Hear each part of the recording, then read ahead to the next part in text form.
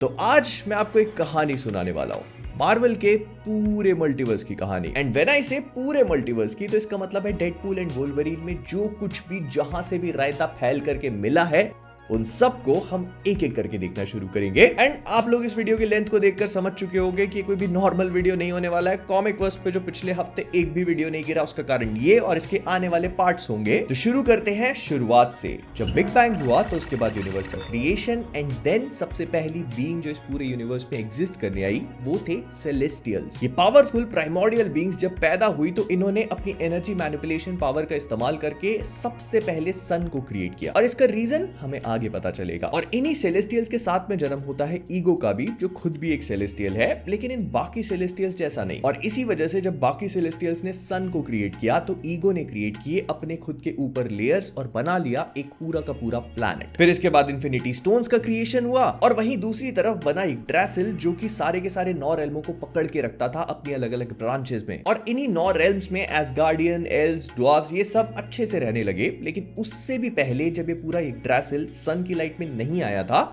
तो इसके अंधेरे में वहां रहते थे dark elves. But the moment एक ड्रेसिल में लाइट आई, सूरज चमका, इन सारे के सारे डार्क एल्व्स को मूव करना पड़ा डार्क वर्ल्ड में। और इसी समय पे क्रिएशन हुआ अर्थ और बाकी दूसरे प्लैनेट्स का भी, जिनमें एरिशम द जज जो कि एक सेलेस्टियल था, उसने अपने सीड्स डालने शुरू कर दिए जो यहीं की लाइफ फोर्स पर फीड करके इंक्यूबेट होते और बिलियंस ऑफ ईयर्स के बाद उसी प्लैनेट को फोड़ करके बाहर निकलते। तो इससे हमको ये समझ में आया कि सेलेस्टियल्स ने सन को क्यों क्रिएट किया, ताकि वो और भी अपनी तरह के लोगों को पैदा कर सके। इनफैक्ट उन्होंने और भी दूसरे सन्स क्रिएट करने शुरू करे ताकि दूसरे प्लैनेट्स बन सके। और इस तरह से शुरुआत हुई सेलेस्टियल्स की लाइफ और डिस्ट्रक्शन वाली साइकिल की। तो ये सब कुछ होने के बाद एसगार्ड और गॉडली बीइंग्स का क्रिएशन होता है और इसके बाद सेलेस्टियल्स क्रिएट करते हैं डिविएंट्स को, जो दूसरे प्लैनेट्स पर जाकर वहां की साइकिल ऑफ लाइफ को कंट्रोल कर सके। मतलब वहां पर जितने भी वाइल्ड प्रेडेटर्स हैं उन सबको मार के जितनी भी लाइफ साइकिल है उसको बढ़ने दें, ताकि उन्हीं की लाइफ फोर्स पे जो उसका सेलेस्टियल है वो फीड कर पाए। लेकिन डिविएंट्स इवॉल्व कर जाते हैं और अपने खुद के मेकर के खिलाफ ही बगावत करना शुरू कर देते हैं। And it is at that moment Arishem Eternals को क्रिएट करता है वर्ल्ड फोर्ज में, जिनके पास इवॉल्व करने की शक्ति तो नहीं होती लेकिन इमोशनल इंटेलिजेंस होता है। और फिर सेलेस्टियल इटर्नल्स को दूसरे प्लैनेट्स पे भेजते हैं ताकि वहां की लाइफ को डिविएंट से प्रोटेक्ट किया जा सके, जो एक एक करके उनकी लाइफ को खत्म करना शुरू कर चुके थे। लेकिन एरिशम हर एक प्लैनेट पे उनका कांड खत्म होने के बाद उन सारे इटर्नल्स की मेमोरीज को वाइप कर देता था, so that they don't get to attached. लेकिन अब कहानी में आते हैं मैजिकल बीइंग्स, जिसमें से कथॉन नाम का एक माउंट वंडरगोर पे एक टेंपल बनाता है और उसी टेंपल में वो स्कारलेट विच के एक म्यूरल बनाता है, जिसका मतलब ये है कि आने वाले टाइम में एक ऐसी बीइंग आएगी जो बहुत पावरफुल होगी और रियलिटी को अपनी विल पे बेंड कर पाएगी। और उसके बाद एक वाइब्रेनियम मीटियोराइट के 2 टुकड़े आकर अर्थ पे गिरते हैं, सबसे पहला अफ्रीका में और दूसरा अटलांटिक ओशन में। जो अफ्रीका में गिरता है उसका साइज तो बहुत बड़ा होता है, लेकिन क्योंकि वाइब्रेनियम की पावर्स होती है इंपैक्ट को एब्सॉर्ब करने की, तो इस वजह से वहां के एरिया को डैमेज नहीं मिलता। और जो अटलांटिक ओशन में गिरा था तो उसके आसपास के एरिया के जितने भी प्लांट्स हैं वो उसकी लाइफ फोर्स को एब्सॉर्ब कर लेते हैं और उनका जेनेटिक स्ट्रक्चर परमानेंटली चेंज हो जाता है। और इसी मोमेंट पे ईगो भाई साहब को अकेलापन खाने लगता है एंड ही रियलाइजेस कि यार मुझे प्लैनेट बन के नहीं जीना। So he starts exploring other planets और हर एक प्लैनेट पे अपने सीड को भी प्लांट करने लगता है। फिर आता है 5000 बीसी, जब इटर्नल्स अर्थ पे आते हैं,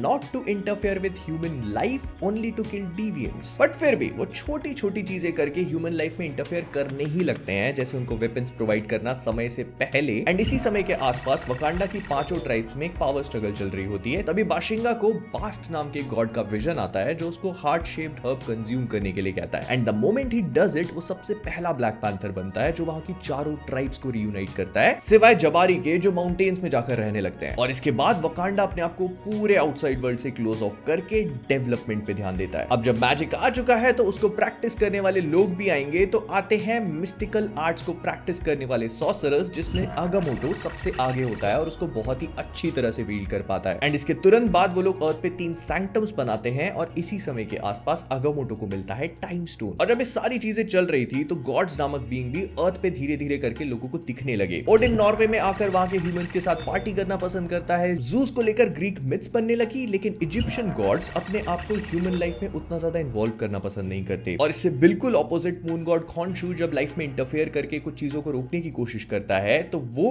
नियरली इजिप्शियन गॉड्स को एक्सपोज ही कर देता है। लेकिन इस वीडियो की कहानियां सिर्फ इस टाइमलाइन तक लिमिटेड नहीं है, क्योंकि वहीं दूसरी टाइमलाइन में 36,000 BC के आसपास एनसाबानूर सबसे पहली बार अपनी म्यूटेंट एबिलिटीज को डिमॉन्स्ट्रेट करता है इजिप्शियन लोगों के सामने और अपने 4 हॉर्समैन क्रिएट करता है। उसने पिरामिड्स बनाए और अपने चारों हॉर्समैन का यूज करके अकीबा नाम के क्लैन को जन्म भी दिया। लेकिन जब उसकी उम्र होने लगी तो उसी के खुद के लोगों ने उसको बिट्रे किया, उसके चारों हॉर्समैन को मार दिया और उसे ट्रैप कर दिया अंडरग्राउंड में अगले कई सालों के लिए। लेकिन मेन मार्वल टाइमलाइन की कहानी कुछ और चल रही थी, क्योंकि 2988 BC में मैल्कीड जो है वो कन्वर्जेंस का इस्तेमाल करता है, जिसमें सारे के सारे रेल्म्स एक लाइन में सीधे आए ताकि वो पूरे ड्रैसिल के ऊपर पहले की तरह एक इटर्नल डार्कनेस को लेके आ सके, सो दैट उसके डार्क एल्व्स आराम से हर कहीं रह पाए। लेकिन ओडिन के पिता बोर उसे एक वॉर में ये करने से रोक देते हैं और इसी समय के आसपास अर्थ के पॉकेट डिमेंशन टालो में ड्वेलर ऑफ डार्कनेस लोगों की सोल्स पे फीड करने लगता है। तो वहां के लोग ग्रेट प्रोटेक्टर के साथ मिलकर उसे एक माउंटेन के अंदर बंद कर देते हैं और इसके कुछ ही समय बाद शुरू होता है ओडिन और हेला का रैम्पेज। ओडिन जब अपने पिता बोर का थ्रोन लेता है तो उसको समझ में आता है कि मेरे पिता कोई शासन नहीं कर रहे थे, रूल करना क्या होता है मैं बताएगा। और वो अपनी बेटी हेला के साथ सारे के सारे 9 रेल्म्स को इम्प्रिजन करके उनको स्लेव बनाने का काम शुरू कर देता है और उन्हीं स्लेव्स का इस्तेमाल करके उसने एसगार्ड का रॉयल पैलेस भी क्रिएट किया। एंड इसी समय के आसपास ओडिन ने कभी सर्टर को भी हराया, जो कि मुस्पिलहाइम में अगले 5 साल तक बस आराम करता रहा। और इसके बाद 575 BC में इटर्नल्स पहुंच चुके थे बेबीलोन, जो उसको प्रोटेक्ट करते हैं, उसको डेवलप करवाते हैं और उसके पालन पोषण के लिए पूरी तरह से रिस्पॉन्सिबल है। मतलब इटर्नल्स ने बेबीलोन को सब कुछ दिया जिससे वो इतना ज्यादा ग्रो कर पाया। लेकिन जब हम 180 पे पहुंचे तो हेला के सब्र का बांध टूट चुका था। वो अपने पिता ओडिन को एक वॉर हंग्री किंग के बाद अब एक शांति का दूत बना हुआ देखकर बिल्कुल भी खुश नहीं होती और सोचती है कि अब मैं करूंगी पापा। लेकिन उसके इस रैम्पेज को देखकर ओडिन ने उससे उसका हैमर लिया और उसको बैनिश कर दिया हेल में। और इसी समय के आसपास कुनलुन के जो एल्डर्स थे उन्होंने ची को हार्नेस करके उसके मेडिसिनल पर्पसेस डिस्कवर किए। लेकिन उसमें 5 लोग थे जो हरामी इमॉर्टल बनना चाहते थे। लेकिन ये हरामी 5 मिलकर हैंड नाम का एक ग्रुप बनाते हैं जो कि अपने पर्पस में कामयाब भी हो जाता है सॉर्ट ऑफ। वो डेड ड्रैगन्स की बोन का इस्तेमाल करके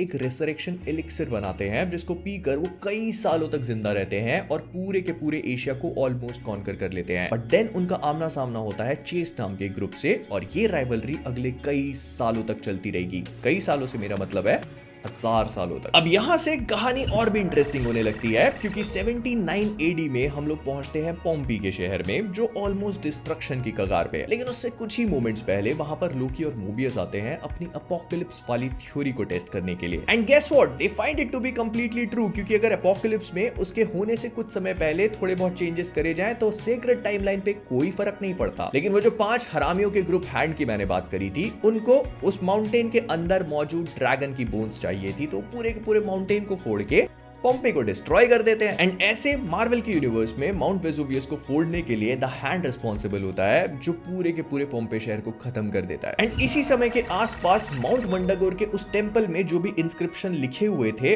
उनको एक किताब में लिखा जाता है जिसका नाम होता है डार्क होल्ड। एंड आगे जाकर हमको ये पता चलेगा कि उसको इस्तेमाल करने और उसको पढ़ने वाला जो कोई भी होगा वो पूरी तरह से करप्ट होने लगेगा।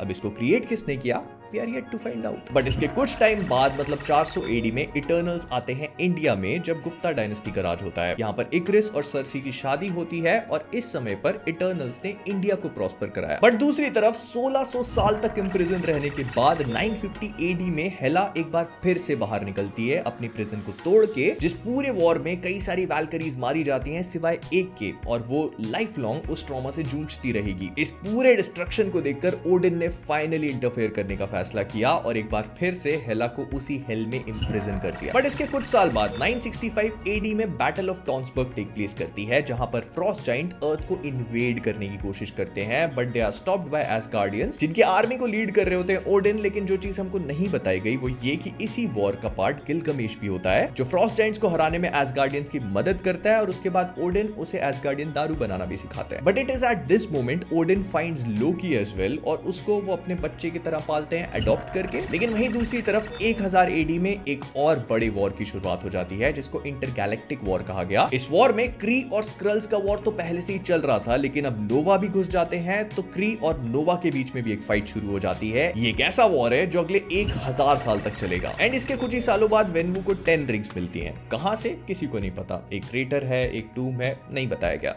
उसी का इस्तेमाल करके वो अपनी डोमिनेंस को एस्टैब्लिश करता है और साथ में बनाता है 10 रिंग्स नाम के एक ऑर्गेनाइजेशन भी। इसके बाद 1571 में जो अटलांटिक के पास वाइब्रेनियम गिरा था, तो वहां के लोग जब स्मॉल पॉक्स से मरने लगते हैं तो एक प्लांट को इंजेस्ट करते हैं जो समुद्र में उगता है और उससे उनकी स्किन का कलर चेंज होने लगता है, गिल्स डेवलप होने लगते हैं और वो समुद्र में अपनी नई जिंदगी को बसाते हैं। लेकिन इसी समय पर फेन नाम की एक प्रेग्नेंट लेडी को भी उसे मजबूरन कंज्यूम करना पड़ता है, जिस वजह से उसका बच्चा पानी में भी सांस ले सकता है, जमीन पे भी ले सकता है, स्लोली एज करता है, उसके पैर में पंख है तो वो काइंड ऑफ हवा में उड़ भी सकता है और वहां के लोग उसको कुकुलकान कह के बुलाते हैं, उनका राजा। बट इसके कुछ साल बाद 1631 एडी में जब कुकुलकान की मदर की डेथ होती है तो वो उनको बरी करने के लिए लैंड पे जाता है and that is where he finds the war. जहां पर एक तरफ वकांडा वालों ने सोचा कि हम लोगों की चीजों में इंटरफेयर नहीं करेंगे, वहीं दूसरी तरफ कुकुलकान और उसके जितने भी तलोकन के वॉरियर्स थे वो उस वॉर में इंटरफेयर करते हैं और उसे देखकर एक स्पेनिश प्रीस्ट कुछ नाम देता है जो उसको स्टिक कर जाता है और वो अपना नाम नेमोर रख लेता है। इसके बाद 1693 में अगाथा अपनी माँ और बाकी सारी विचेस को मार के उनकी पावर्स को एब्जॉर्ब करके वहां से कट लेती है। उसके बाद 1712 में सिफ और लोकी के बीच में कुछ कांड होता है जो लोकी के लिए एक मजाक था लेकिन सिफ के लिए काफी सीरियस चीज, और इस बात से नाराज होकर सिफ लोकी को गलत जगह पे मारती है, जिस पूरे कांड को टीवी वाले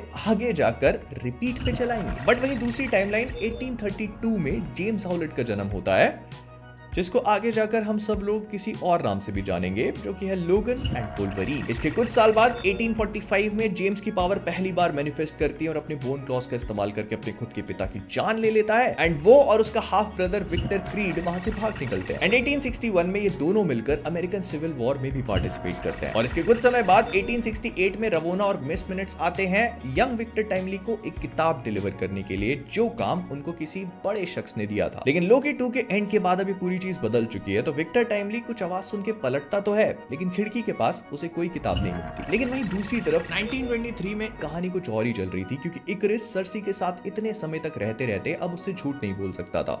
वो उसको बताना चाहता था कि आखिरकार इटर्नल्स को इस प्लैनेट पे भेजा क्यों गया, लेकिन मजबूरी के कारण बता नहीं पाता और उसे छोड़ के चला जाता है। इसके बाद 1925 में क्लैंडेस्टिन्स नाम की कुछ बीइंग न्यू डायमेंशन से अर्थ पर एग्जाइल कर दी जाती है। फिर 1920s में बकी और स्टीव की पहली बार मुलाकात होती है। 1931 में किंगो बॉलीवुड का एक स्टार बन चुका है, अपना नाम वो राज किंगो देवा रख लेता है और खुद ही अपनी अलग अलग जनरेशंस को प्ले करते करते फॉरएवर यंग रहने के बाद भी एक बड़ा सुपरस्टार बन जाता है। इधर 1931 में हिटलर की पहली बार मुलाकात होती है स्किमिट से, जो उसको एसगार्डियन मैजिक के बारे में बताता है कि वो एक्चुअली में असली तरीके से यूज किया जा सकता है। और हालांकि हिटलर इस आइडिया से काफी खुश होता है, लेकिन वहां के बाकी सुपीरियर्स स्किमिट को अपने प्लान को एग्जीक्यूट करने नहीं देते। बस फिर क्या, स्किमिट डिसाइड कर लेता है कि उसको हायरार्की में ऊपर जाना, और फिर आती है नाइट ऑफ लॉन्ग नाइफ्स, जहां पर वो एक ही रात में कई सारे हायर ऑफिशियल्स को असैसिनेट करता है और आगे जाकर खुद ही सुपीरियर पोस्ट पे पहुंचता है। 1935 में स्किमिट ढूंढ निकालता है डॉक्टर अर्स्किन को, जिसका इस्तेमाल करके वो सुपर सोल्जर सीरम बनाने की कोशिश करेगा। बट वही दूसरी टाइमलाइन में 1939 में वर्ल्ड वॉर 2 शुरू हो चुका है, जिसमें एक बार फिर से विक्टर क्रीड और जेम्स हॉलेट पार्टिसिपेट करते हैं। और हालांकि 1940 में पेगी कार्टर डॉक्टर अर्स्किन को स्किमिट की पकड़ से निकाल लेती हैं, लेकिन तब तक डॉक्टर साहब उसको एक अनरिफाइंड सुपर सोल्जर सीरम दे चुके होते हैं, जिसको वो खुद अपने ऊपर ही टेस्ट करता है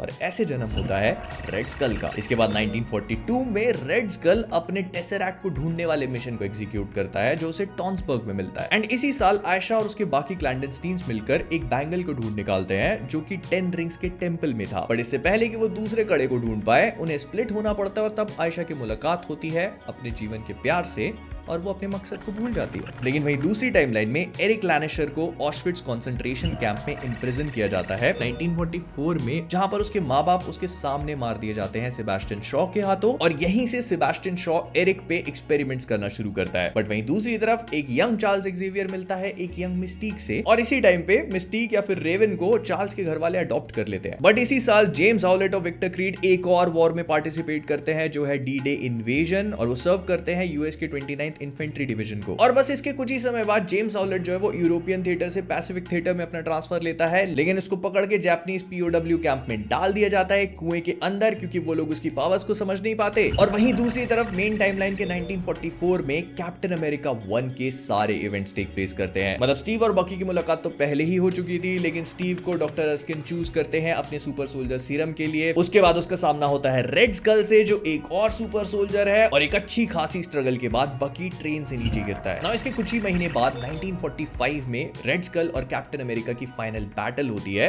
वैल्करी नाम की एक शिप के ऊपर। एंड अपने सामने कोई भी ऑप्शन ना पाकर रेड स्कल टेसरैक्ट को अपने हाथ में पकड़ लेता है, जिस वजह से वो वहां से वैनिश कर जाता है। और अपने सामने कोई भी ऑप्शन ना पाकर स्टीव पेगी को एक आखिरी मैसेज भेजता है और उस पूरे शिप को लेकर ओशन में कूद पड़ता है। अब हॉवर्ड स्टार्क स्टीव को ढूंढने की भरपूर कोशिश करता है उसके एनर्जी सिग्नेचर्स के थ्रू, लेकिन उसे स्टीव तो नहीं मिलता। उसे मिल जाता है टेसरैक्ट। और इसी समय पे आर्नेम ज़ोला, जो दिखाने के लिए शील्ड के लिए काम तो कर रहा था, लेकिन अंदर से वो हाइड्रा को भी बना रहा था, वो ढूंढ निकालता है बकी को, जो अभी भी जिंदा है। एंड इस तरह शुरुआत होती है उसके विंटर सोल्जर प्रोजेक्ट की। एंड वहीं दूसरी टाइमलाइन में 1945 में एक एटॉमिक बॉम्ब नागासाकी पे गिराया जाता है, जिस वजह से जेम्स हॉलेट को वहीं पर मौजूद एक याशिदा नाम के सोल्जर की जान बचानी पड़ती है। पेगी कार्टर अभी स्टीव की मौत से उबर पाई ही नहीं थी कि 1946 में उसको शील्ड की सबसे पहली डायरेक्टर बना दिया जाता है alongside Howard Stark and Colonel Chester Phillips. इधर 1947 में इंडिया के पार्टीशन के टाइम पे नजमा आयशा को ढूंढ निकालती है और उसको स्टैप कर देती है, जिस वजह से आयशा कनेक्ट कर जाती है अपने बैंगल से और कमाला को फ्यूचर से यहाँ पे बुला देती है। और कमाला सना, जो कि उसकी नानी है, उनको गाइड करती है उसके पिताजी तक। लेकिन 1949 की ऑल्टरनेट टाइमलाइन में कुछ अच्छा हो रहा है, क्योंकि स्टीव रॉजर्स अभी भी जिंदा थे और वो इन्फिनिटी स्टोन्स को रिटर्न करने के बाद वापस आते हैं पेगी कार्टर के पास and they both start a life together, जो अफसोस मेन टाइमलाइन में नहीं हो पाया। बट हाँ, 1950 में यूएस गवर्नमेंट ने सोचा कि हम कुछ तूफानी करते हैं और उन्होंने आइजिया ब्रैडली और उसके बाकी साथियों को टिटनेस शॉट बोलकर सुपर सोल्जर सिरम चिपका दिए, जिस वजह से ऑफ कोर्स उसमें से बहुत सारे लोग अनस्टेबल हो जाते हैं। सिर्फ एक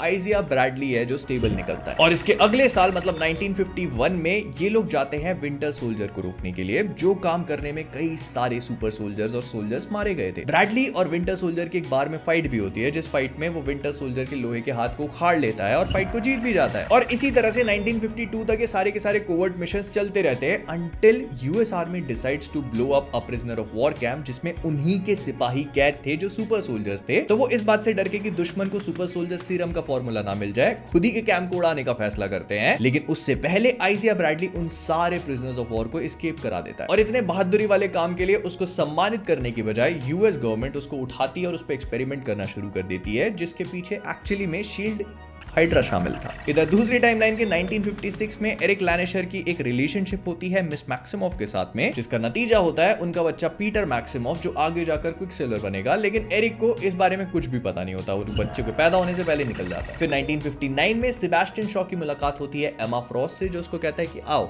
हमारे हेलफायर क्लब को ज्वाइन कर लो। एंड इसके तुरंत बाद 1962 में एक्समेन फर्स्ट क्लास के इवेंट्स टेक प्लेस करते हैं। मतलब मोइरा मैकटैगर्ट सेबेस्टियन शॉ को इन्वेस्टिगेट करती है, फिर उसके बारे में चार्ल्स एक्जेवियर को बताती है। सेबेस्टियन शॉ अपने अलग न्यूक्लियर वॉर के प्लान कर रहा है, तो ये सब लोग मिलकर सेबेस्टियन शॉ से लड़ते हैं, अपनी खुद की एक्समेन वाली टीम बनाते हैं। चार्ल्स एक्जेवियर का सबसे पहला सेरेब्रो भी इसी में बनता है। हैंक मैकॉय मतलब बीस्ट अब प्रॉपरली बीस्ट बन चुका है। और आखिर में एरिक अपना बदला लेने के चक्कर में इतना अंधा हो चुका है कि उसकी एक गलती की वजह से चार्ल्स एक्जेवियर परमानेंटली पैरालाइज हो जाता है। लेकिन वो एरिक को कहां रोकता, वो अपना नाम मैग्नीटो रख लेता है और ब्रदरहुड ऑफ म्यूटेंट्स नाम की एक ऑर्गेनाइजेशन एस्टैब्लिश करता है। इधर 1963 में एंटोन वैंग को यूएस आता है, हॉवर्ड स्टार्क की मदद करता है एक आर्क रिएक्टर बनाने के लिए। लेकिन हॉवर्ड भाई इस प्रोजेक्ट को अबैंडन कर देते हैं अनस्टेबल बोल के, जिससे नाखुश होकर एंटोन वैंग को उसके प्लान्स को ब्लैक मार्केट में सेल करने लगता है। तो हॉवर्ड भाई उसको उठवाते हैं और वापस डिपोर्ट करा देते हैं। 1963 में केनेडी साहब को विंटर सोल्जर टपका देते हैं। और वहीं एक्समेन की टाइमलाइन में 1963 में यही सेम चीज होती है, लेकिन यहाँ पर मैग्नीटो उस पूरे प्रोसेस को रोकने की कोशिश करता है, बट पकड़ा जाता है ये सोचकर कि इस पूरे कांड के पीछे मैग्नीटो रिस्पॉन्सिबल है। और फिर वो उसको एक गहरी जेल में बंद कर देते हैं, जिसको क्रिएट करने के लिए बॉलिवर ट्रास्क रिस्पॉन्सिबल था। एक्समेन के अलावा एक तीसरी टाइमलाइन में वेनेसा ब्रुक्स नाम की एक लेडी अब प्रेग्नेंट है, और इससे पहले कि वो अपने बच्चे को जन्म दे पाए उसे कुछ काट लेता है। उसको इमरजेंसी में ले जाया जाता है, वो अपने बच्चे को जन्म देते वक्त मारी जाती है, लेकिन अपने बच्चे का नामकरण कर जाती है, जिसका नाम है एरिक ब्रुक्स,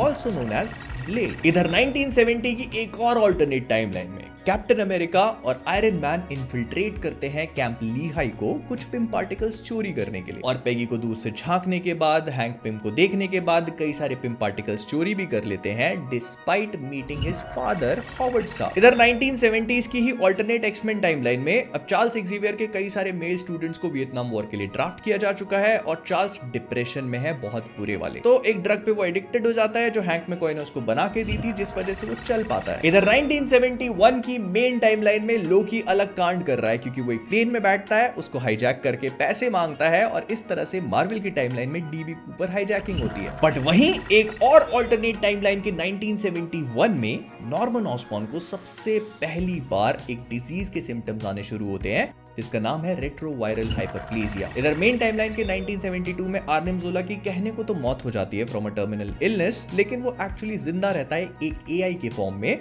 और वहीं से वो अपनी हाइड्रा को ऑपरेट करता है। बट इसके कुछ ही समय बाद 1973 में बिल फिस्क अपने इलेक्शन को हार जाने के बाद अपनी बीवी को पीटना शुरू कर देता है और यही सेम कांड कई बार देखते देखते उसका बेटा विल्सन परेशान होता है, हैमर उठाकर अपने पिताजी को ही खत्म कर देता है। एंड इसके बाद उसकी माँ और विल्सन मिलकर उसके टुकड़े करते हैं, उसको नदी में फेंकना शुरू करते हैं और फिर उसकी माँ विल्सन को अपने रिलेटिव्स के पास भेज देती है रहने के लिए। इधर 1973 की एक्समैन की मेन टाइमलाइन, हाँ क्योंकि यहाँ पर भी दो होने वाली आगे जाकर, तो इसकी मेन टाइमलाइन में मिस्टिक बॉलीवुड रास को मार देती है और उसको कोई रोकने नहीं आता।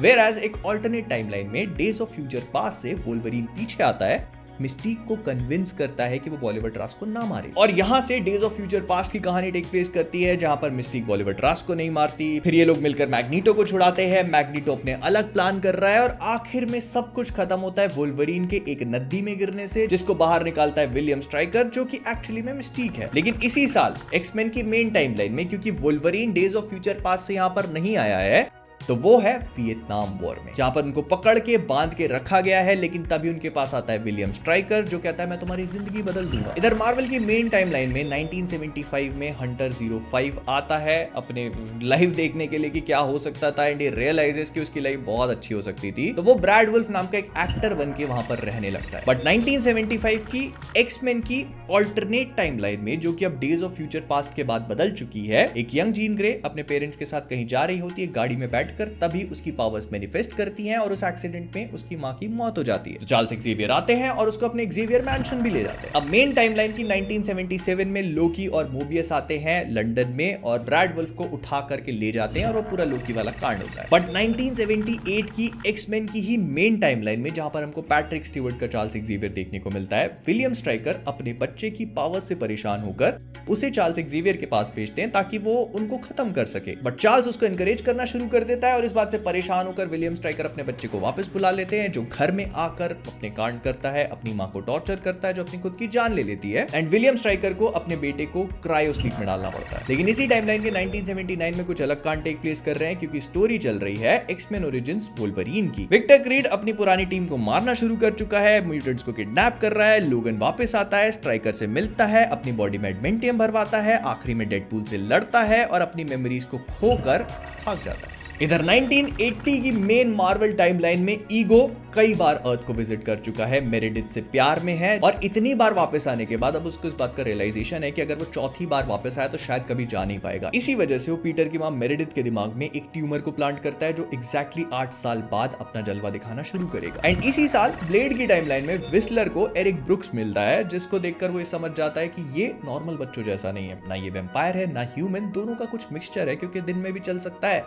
रात में भी इसको कोई प्रॉब्लम नहीं है, बट उसको कांस्टेंट जरूरत पड़ती है ब्लड की, जिसकी अर्जेस को वो लोग कंट्रोल में रखते हैं। और इसके बाद विस्लर एरिक को ट्रेन करना शुरू करता है। बट इसी समय के आसपास नोवाक नाम के बच्चे का जन्म होता है एक बड़े वैम्पायर परिवार में, जो वैम्पायर्स के ही एक म्यूटेशन रीपर स्ट्रेन को पोजेस करता है, जिस वजह से वो उसे वैम्पायर से भी शक्तिशाली बना देता है। इधर मेन टाइमलाइन के 1982 में एक नर्स आइजिया ब्रैडली पे तरस खा के उसे वहां से भगा देती है और पेपर्स फोर्ज कर देती है, ये बोलकर के आइजिया ब्रैडली की डेथ हो चुकी है। बट वहीं दूसरी तरफ एक्समैन की अल्टरनेट टाइमलाइन के 1983 में एक्समैन अपोकलिप्स टेक प्लेस कर रही है। याद रखना, ये एक्समैन की मेन टाइमलाइन नहीं है, ये अल्टरनेट टाइमलाइन है, मतलब वो इवेंट्स जो डेज ऑफ फ्यूचर पास्ट के बाद वोल्वरीन ने चेंज कर दिए। जो वोल्वरीन ने चेंज नहीं किए वो सीधे चले जाते हैं एक्समैन 1, 2, 3 में, और जो उसने चेंज कर दिए हैं उसमें हमें नए यंग म्यूटेंट्स देखने को मिलते हैं। तो अपोकलिप्स वापस आता है, 4 हॉर्समैन को रिक्रूट करता है, Magneto, Psylocke, Archangel, Storm, Professor Xavier को कैप्चर करता है, एक्सपेंशन को डिस्ट्रॉय करता है, और यहीं से भागते भागते जीन और साइक्लॉप्स की मुलाकात होती है लोगन से, जो अभी भी स्ट्राइकर की कैद में है और उसको अलग अलग तरीके के एक्सपेरिमेंट किए जा रहे हैं उस पर। लेकिन वो लोग वोल्वरीन की मदद करते हैं, जीन उसकी मेमोरी का एक पार्ट उसको वापस कर देती है और वोल्वरीन वहां से भाग जाता है। जो मेन टाइमलाइन की कहानी थी उसमें लोगन ऑलरेडी एक्सपेरिमेंट होते ही भाग चुका था, और उसकी मेमोरी वाइप होने का रीजन था वो एडमेंटियम बुलेट। और बस आखिर में जीन एपोकलिप्स को अपनी फीनिक्स फोर्स का इस्तेमाल करके हरा देती है। इधर मेन मार्वल की टाइमलाइन में 1984 में मैगी नाम की एक नन अपने वाउस को लेने से पहले एक बॉक्सिंग मैच में जाती है, जहां पर उसकी मुलाकात होती है जैक मर्डॉक से, और बस यहीं से उनके रोमांस की शुरुआत हो जाती है, जिसके कुछ साल बाद मतलब 1985 में जन्म होता है मैट मर्डॉक का, जिसको पैदा करने के बाद उसकी मां चली जाती है पोस्टमार्टम डिप्रेशन में और चर्च वाले उसे वहां से ले जाते हैं और उसके पिता जैक मर्डॉक उसके बाद उसकी पूरी देखरेख करते हैं। बट वहीं मार्वल की एक ऑल्टरनेट टाइमलाइन के 1985 में सिल्वी पहुंच जाती है रेनेस ऑफ एयर ओशकोश विस्कॉन्सिन में, और वहां पर जितने भी मिनटमैन हैं उनको एम्बुश करके उनके टेम्प पैड और चार्जेस को ले लेती है।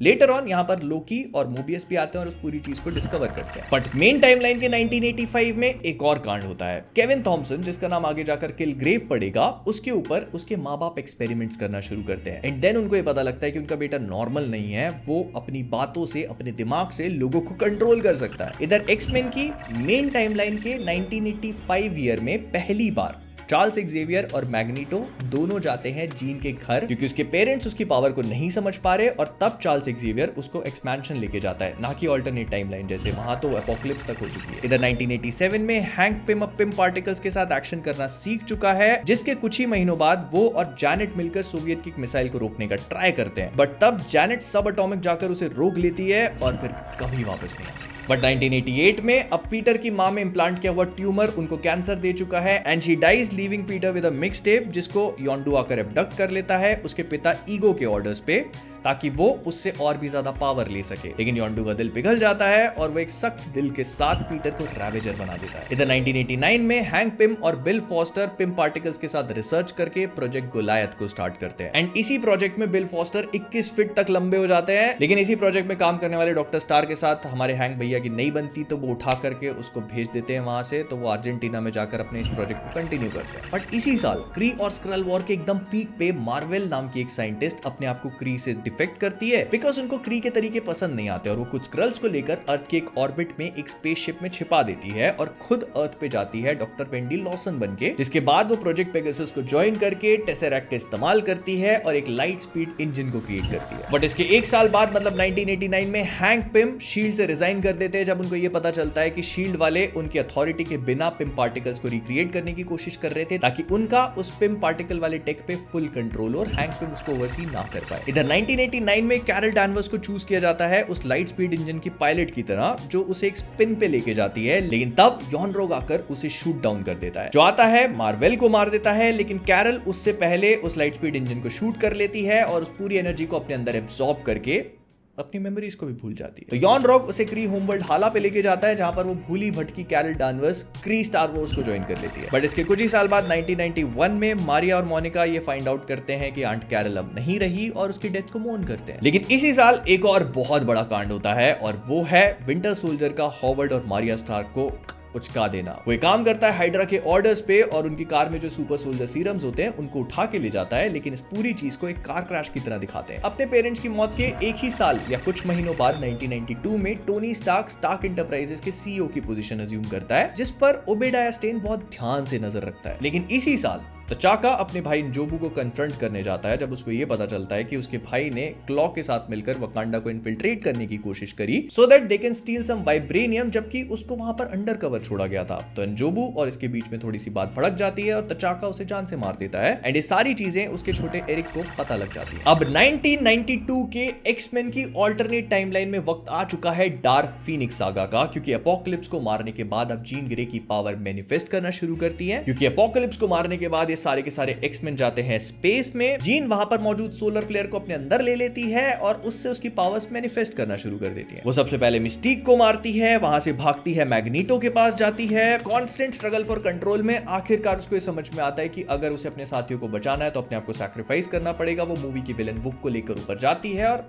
खत्म। इसके बाद इस ऑल्टरनेट टाइमलाइन में चार्ल्स एक्जेवियर का जो स्कूल है उसको जीन ग्रे का स्कूल बना दिया जाता है और चार्ल्स रिटायर होने के बाद बीस्ट को सारा कंट्रोल दे देता है। लेकिन मेन टाइमलाइन में चीजें इस तरह से काम नहीं करती, क्योंकि जब हम एक्समेन 1 में देखते हैं तो इस स्कूल का नाम चार्ल्स एक्जेवियर स्कूल है और चार्ल्स एक्जेवियर अभी भी इसका कमांड अज्यूम करे हुए हैं। बट 1994 में मैट मर्डॉक एक बूढ़े आदमी को बचाने के चक्कर में एक एक्सीडेंट का शिकार हो जाता है, जिस वजह से उस पूरी सड़क पे जो केमिकल स्पिल होता है उस कारण मैट अपनी आंखों को खो देता है। लेकिन इसके बदले में उसको मिलता है रडार सेंस। एंड इसी के कुछ महीनों बाद उसके पिताजी जैक एक फाइट को फिक्स करते हैं हारने के लिए, लेकिन आखिरी मोमेंट पे मैट की आंखों को देखकर उनका डिसीजन चेंज हो जाता है और वो उस फाइट को जीत जाते हैं। एज ए कॉन्सिक्वेंस जिस बंदे ने उस फाइट को फिक्स करवाया था वो जैक को मार देता है, लेकिन तब तक जैक ने मैट के लिए कुछ पैसे एक अलग अकाउंट में रख दिए थे उसी फिक्सिंग मनी। फिर 1995 में मैट को ट्रांसफर किया जाता है सेंट इग्नेस ऑर्फनेज में, जहां पर उसकी मुलाकात होती है सबसे पहली बार स्टिक से, जो उसको ट्रेन करने के लिए प्रॉमिस करता है। एंड इसी टाइम पे बेंजामिन पॉइंटडेक्स्टर की थ्रोइंग एक्यूरेसी को देखकर उसका कोच उसे एक ग्लव गिफ्ट करता है, लेकिन जब उसकी बेसबॉल टीम में पॉइंटडेक्स्टर को रिप्लेस कर दिया जाता है ताकि और भी लोग खेल सके, तो इस बात से वो खुश नहीं होता और एक रिकोशे थ्रो में अपने कोच को ही जान से मार देता है। अब साल है 1995 और टेक प्लेस कर रही है कैप्टन मार्वल मूवी। मतलब कैरल डैनवर्स अर्थ पे क्रैश लैंड करती है, निक फ्यूरी से मिलती है, उनका बॉन्ड बनता है, स्क्रल से लड़ते हैं। फिर कैरल को सच पता चलता है कि एक्चुअल विलन स्क्रल्स नहीं बल्कि क्री है, और वो एक हिडन स्पेसशिप को ढूंढ निकालते हैं, यॉन रॉक को हराते हैं, क्री सुप्रीम इंटेलिजेंस को खत्म करते हैं, और आखिर में कैरल स्क्रल्स के लिए एक नया घर ढूंढने निकल जाती है, फ्यूरी को एक पेजर पकड़ा के। और यही सब कुछ देखने के बाद निक फ्यूरी अपने प्रोटेक्टर इनिशिएटिव, जिसको वो काफी लंबे टाइम से प्लान कर रहा था, उसको रीनेम करता है एवेंजर इनिशिएटिव, जो एक्चुअली में कैरल का कॉल साइन था। बट वहीं दूसरी तरफ मैट स्टिक को एक ब्रेसलेट बना के देता है उसी आइसक्रीम रैपर का जब वो पहली बार मिले थे, और ये देखकर स्टिक उसे वहीं पे छोड़ के निकल जाता है, क्योंकि उसको लगता है कि मैट सॉफ्ट है और उसको कुछ हार्डकोर वॉरियर्स चाहिए थे अपनी चेस्ट नाम के ऑर्गेनाइजेशन के लिए, जिनका हैंड से पिछले कई सालों से वॉर चल रहा है। बट इसी साल 1995 में ओहायो के एक शहर में नताशा अपनी फेक फैमिली के साथ रहती है एज रशियन स्पाइस, ताकि वो लोग शील्ड से इंफॉर्मेशन चोरी कर सकें, जो एक दिन रेड गार्डियन चोरी कर भी लेता है। ये एक्चुअली में वही माइंड कंट्रोल टेक है जिससे विंटर सोल्जर को क्रिएट किया गया था। एंड ऑल्दो वो लोग ये चाहते नहीं है, लेकिन उनको यूएसए छोड़कर रशिया वापस जाना पड़ता है, जहां पर नताशा और येलेना को रेड रूम प्रोग्राम में डाल दिया जाता है। लेकिन इसी साल 1995 में आपको वो डॉक्टर स्टार तो याद होंगे, जिनको प्रोजेक्ट गोलायत से हैंक पिम ने भगा दिया था, तो अर्जेंटीना में वो अपनी इसी प्रोजेक्ट को कंप्लीट करने की कोशिश करते हैं, जो कि बहुत बुरी तरह से फटता है, जिसमें डॉक्टर स्टार और उनकी वाइफ मारे जाते हैं, लेकिन उनकी बेटी पर इसके काफी स्ट्रॉन्ग इफेक्ट्स पड़ते हैं, जो कॉन्स्टेंटली फेस कर रही है, और ये पूरा प्रोसेस उसके लिए बहुत पेनफुल है। लेकिन बिल फॉस्टर आते हैं, उसकी बेटी को लेते हैं, खुद अडॉप्ट करते हैं और उसको ठीक करने का बेड़ा उठाते हैं। इधर 1996 में वेनवू अब 10 रिंग्स को फाइट करने के बाद टालो की तरफ निकल चुका है, लेकिन वो उसके एक प्रोटेक्टर से प्यार में पड़ जाता है। लेकिन क्योंकि वेनवू को टालो वाले अलाउ नहीं करते, तो वो प्रोटेक्टर और वेनवू दोनों अलग दुनिया बसाते हैं, और प्यार के चक्कर में वेनवू अपनी 10 रिंग्स को भी छोड़ देता है, जिसका मतलब ये है कि अब वो एक बार फिर से एज करना शुरू कर चुका है, क्योंकि 10 रिंग्स उसकी एजिंग को रोक रही थी। बट 1996 में होता है एक बहुत ही घंघोर हादसा। मार्क स्पेक्टर और उसका भाई रैंडल एक केव में खेलने जाते हैं, जो कि फ्लड हो जाती है। मार्क अपने भाई को बचा नहीं पाता और उसके रिपरकशंस उसे जिंदगी भर भुगतने पड़ेंगे। एंड इसी टाइम के आसपास थानोस भी अपने जीवन कल्याण योजना पे निकल चुका है, और इसी क्रूसेड के चलते वो गमोरा के पूरे प्लैनेट को साफ कर देता है, एंड गमोरा को एक छोटा सा छुरा देके अडॉप्ट कर लेता है। वहीं 1997 में निक फ्यूरी एक यंग गार्विक को रिक्रूट करता है अपने पूरे मिशन में, जो कि है यूएस ऑफिशियल्स को रिप्लेस करना अलग अलग बड़ी बड़ी पोस्ट पे स्क्रल्स के थ्रू। बट इसी टाइम पे वारा नाम की एक स्क्रल प्रिसिला को इम्पर्सोनेट करती है आफ्टर बॉन्डिंग विद हर, और क्योंकि प्रिसिला मरने वाली है तो वो उसकी परमिशन लेती है एज शी डाइज। तो प्रिसिला उससे प्रॉमिस लेती है कि अगर वारा उसका रूप लेगी तो वो हमेशा उसके पेरेंट्स से कनेक्टेड रहे और निक फ्यूरी को कभी भी चोट ना पहुंचाए। बट 1998 की एक अल्टरनेट ब्लेड वाली टाइमलाइन में ब्लेड का फर्स्ट पार्ट टेक प्लेस करता है। मतलब एम्पायर आते हैं, केरन नाम के एक डॉक्टर को काट लेते हैं, जिसको ब्लेड बचाता है। फिर ब्लेड की बैड एस एंट्री होती है और वो डीकन फ्रॉस्ट नाम के एक म्यूटेंट को चेस कर रहा है। लेकिन ब्लेड को पता चलता है कि जिस माँ ने उसको जन्म देते वक्त अपनी जान गवा दी थी, वो एक्चुअली अभी भी जिंदा है, और डीकन फ्रॉस्ट ने उसको बस अपने पास रखा हुआ है, and she is completely evil vampire. तो ब्लेड सबसे पहले अपनी माँ को खत्म करता है और फिर डीकन फ्रॉस्ट को भी। इधर मेन मार्वल टाइमलाइन में पिएट्रो और वांडा 1999 के नोविग्राड सोकोविया में एक सिटकॉम देख रहे हैं अपने माँ बाप के साथ, लेकिन तभी एक मिसाइल हिट होती है उनके घर पे, जिसमें उनके माँ बाप तो मारे जाते हैं, लेकिन वांडा एंड पिएट्रो सर्वाइव, और उसके मिसाइल पे लिखे हुए स्टार्क इंडस्ट्रीज के लोगों को वो बहुत अच्छे से देखते रहते हैं। लेकिन वो मिसाइल इसीलिए नहीं फटती क्योंकि वांडा उसे अपने हेक्स की मदद से अननोइंगली रोक लेती है। इधर टोनी स्टार्क 1999 की न्यू ईयर पार्टी में बढ़िया गुलछर्रे उड़ा रहा है, क्योंकि उसकी मुलाकात होती है डॉक्टर माया हैंसन से, हो यिनसेन से और एल्ड्रिच किलियन से भी, जिसमें से हो यिनसेन आगे जाकर उनके लिए काम आएगा। एल्ड्रिच किलियन उसको प्रोजेक्ट एक्सट्रीमिस्ट के बारे में कुछ बहुत इंपॉर्टेंट बताना चाहता है, जिसके लिए टोनी स्टार्क उसको छत पे भेजकर कहीं और चढ़ाई करने लगता है। साल है 2000, एल्ड्रिच किलियन अभी भी टोनी स्टार्क का उसी छत पे इंतजार कर रहा है और अपना कटवा रहा है। और वो सब तो ठीक है, लेकिन अपना कटवाए बिना इस वीडियो को इतना ही रखते हैं। 6-8 घंटे का नहीं बनाते, आधे घंटे से ऊपर का तो ऑलरेडी बन ही चुका है। और हाँ, पसंद आया तो प्लीज लाइक वाइक करके डू लेट मी नो, क्योंकि इसमें बहुत मेहनत लगती है, बहुत। और लोकी और डेडपूल एंड वोल्वरीन के बाद चीजें इतनी ज्यादा ऊपर नीचे हो चुकी हैं कि आई थॉट कि एक बार पूरी टाइमलाइन को अच्छी तरह से एक्सप्लेन कर देना चाहिए कि क्या इवेंट्स कब टेक प्लेस किए, सो दैट आगे जो कुछ भी आएगा, जैसे कि डेयरडेविल रीबॉर्न अगेन जो भी है वो, या फिर 2025 की जितनी भी मूवी है, फिर उसके बाद एवेंजर्स, डूम्सडे, सीक्रेट वॉर्स, ये सब कुछ एक जैसा कोहेरेंट फील हो। और इसमें मैंने उन्हीं चीजों को इंक्लूड किया जो हमको पता है कि मार्वल में कैनन हो चुकी है, जैसे कि एजेंट्स ऑफ शील्ड का अभी कोई अता पता नहीं है, ल्यूक केज के बारे में भी ज्यादा कुछ बताया नहीं गया, तो ये सारी चीजें अभी नॉन कैनन है। एज सून एज वो कैनन होंगी तो उनको भी कभी आगे जाकर टाइमलाइन वाले वीडियोस में इंक्लूड करने का सोचेंगे, बट फिलहाल के लिए जो कैनन हो चुका है उसको मैंने लिया। तो हाँ, पसंद आया तो लाइक कर देना, and I will see you guys in the next one.